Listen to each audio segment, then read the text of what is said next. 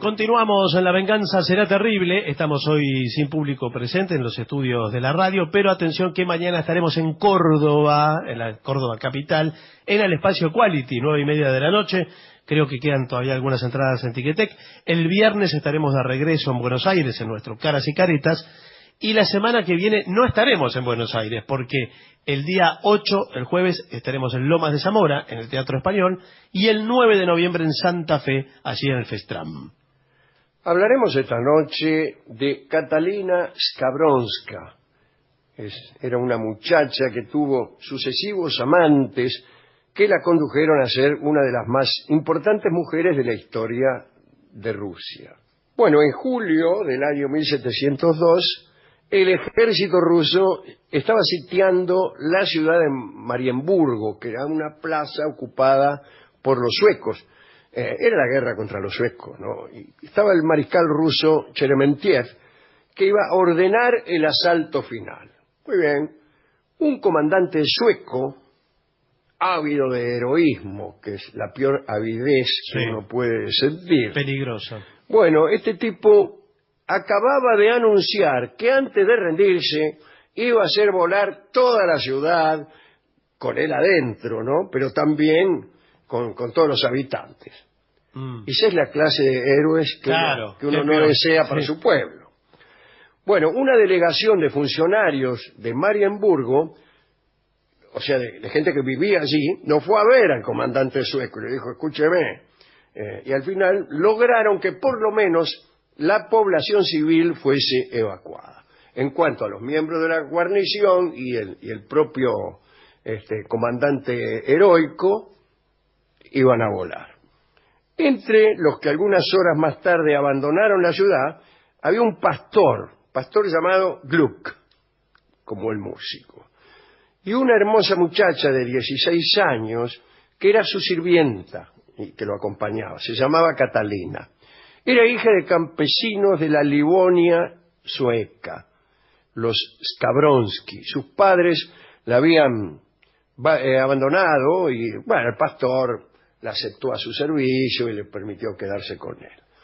Antes de irse de Marienburgo, este pastor Gluck estaba, bueno, muy contento con la compañía y con los servicios domésticos de Catalina. Pero lo preocupaba una cosa. Parece que Catalina Skabronska era demasiado alegre y seductora, por decirlo de alguna manera, ¿no? Para evitar consecuencias enojosas, el pastor tomó la precaución de comprometerla en matrimonio con un ñato, un tal Cruz. El matrimonio no pudo hacerse, porque se produjo el ataque ruso y Catalina huyó con el pastor, sin su futuro marido, el Cruz. No llegaron muy lejos. Los puestos de la avanzada rusa los detuvieron cuando huían. El pastor Gluck, los enfrentó con una Biblia, gritó que era ministro del Santo Evangelio, que lo dejaran seguir. Un oficial se impresionó un poco y lo condujo ante su superior, que era casualmente el mariscal Sheremetyev. Sheremetyev vio entrar en su carpa al pastor y a Catalina. El pastor, furioso, hizo su descargo, le dijo que por ser sajón era aliado del zar, que por eso debían dejarlos libres, que si lo hacía podía él tomar el camino de Moscú, donde sería muy útil como intérprete. En realidad Gluck sabía varios idiomas y de hecho le estaba hablando a Sheremetyev en ruso. Sheremetyev dijo que no encontraba ningún inconveniente en que el pastor partiera rápidamente rumbo a Moscú. Cuando Gluck hizo señas a Catalina para que lo siguiera, el mariscal se interpuso y dijo, tenga mano tallador.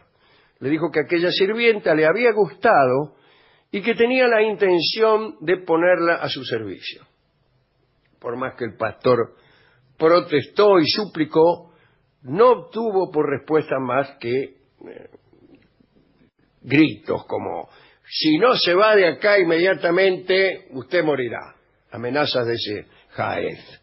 Y Gluck no se lo hizo repetir y salió de la carpa y salió también de esta historia.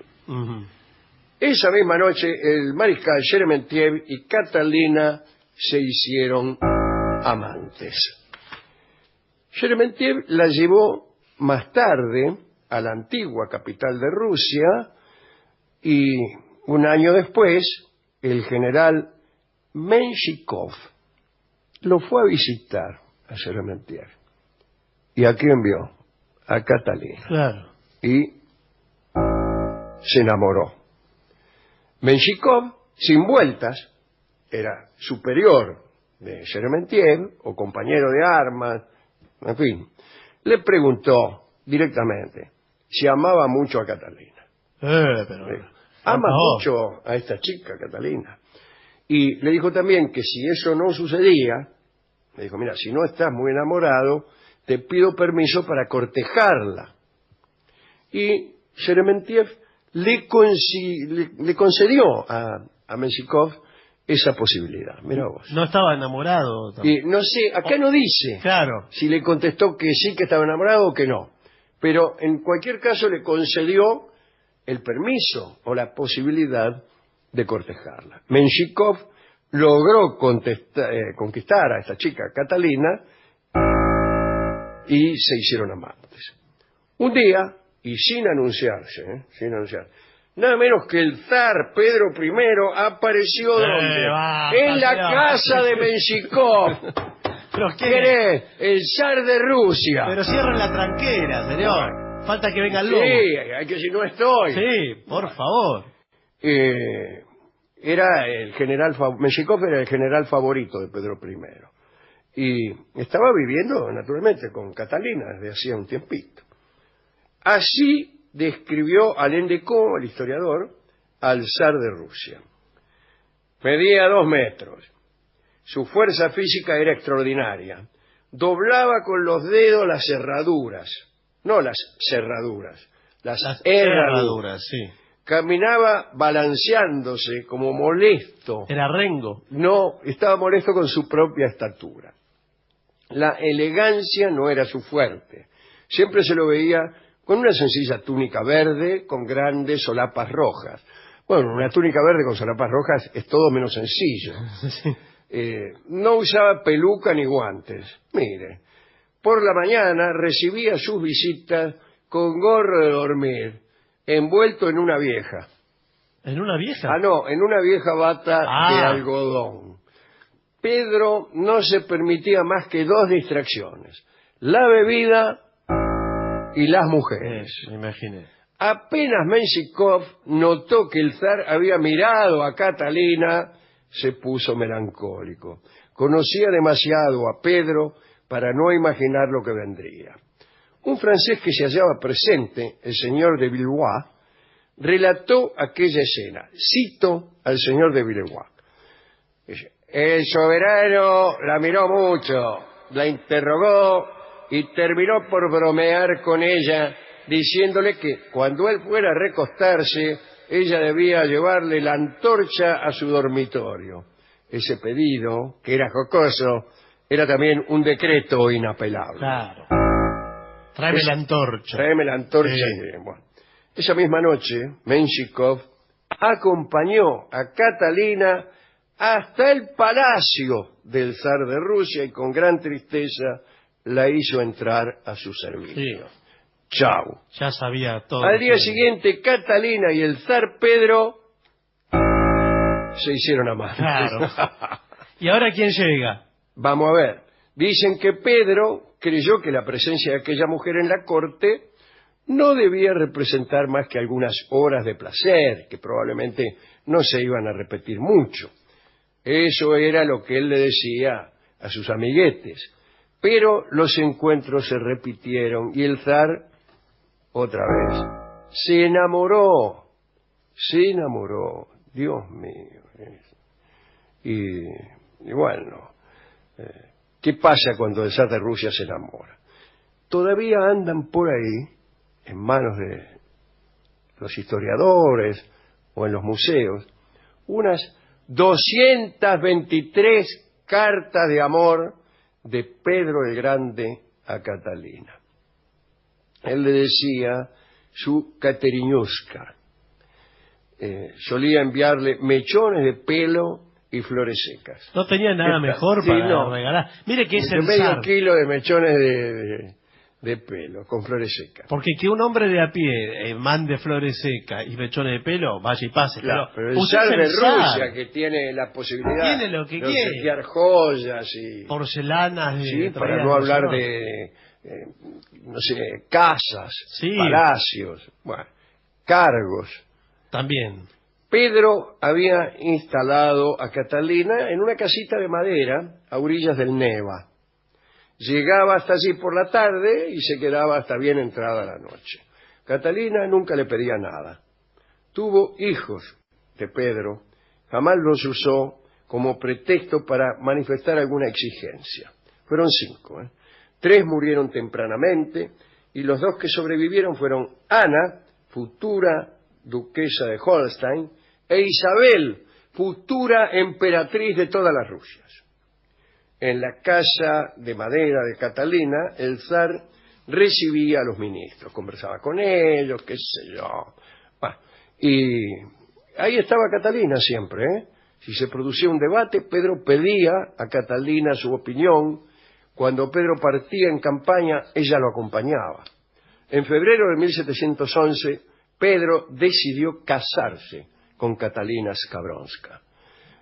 Lo hicieron en una capilla de la casa del último amante que ella había tenido antes del zar, que era nuestro amigo el general Menshikov. Catalina, como esposa del zar, tuvo algunos gestos heroicos.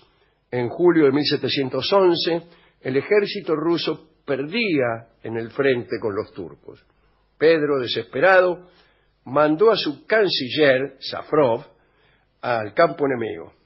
Le daba carta blanca para tratar las condiciones de paz, que calculaba él serían desventajosas. Hasta aceptaba, para salvar la vida de sus soldados, abandonar todas sus conquistas. Safrov volvió del campo enemigo con propuestas sorprendentemente ventajosas para Rusia. No hacía falta abandonar las tierras y la paz quedaba garantizada. Nadie podía comprender lo que había sucedido hasta que se supo lo que había pasado mucho tiempo después. Catalina había hecho llegar al gran visir turco y jefe de los genízaros todos sus tesoros personales, y con eso había comprado la paz. En 1724, Catalina fue consagrada emperatriz en el Kremlin por el obispo de Novgorod. No duró mucho la fiesta, porque Pedro murió unos meses más tarde. Catalina, en 1725, fue nombrada soberana legítima. Reinó solamente 1 año y unos meses. Pudo alcanzar a decretar algunas cosas. Hizo derribar las horcas y anuló las ruedas de tormentos.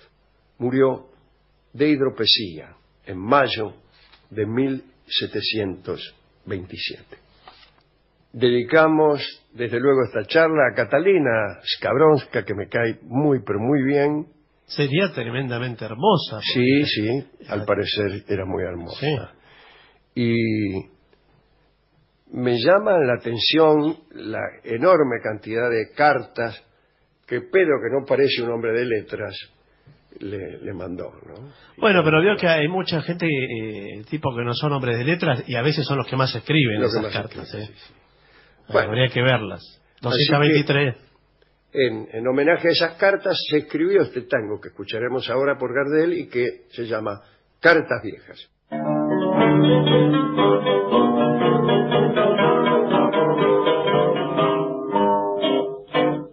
Cartas viejas, aventuras del pasado.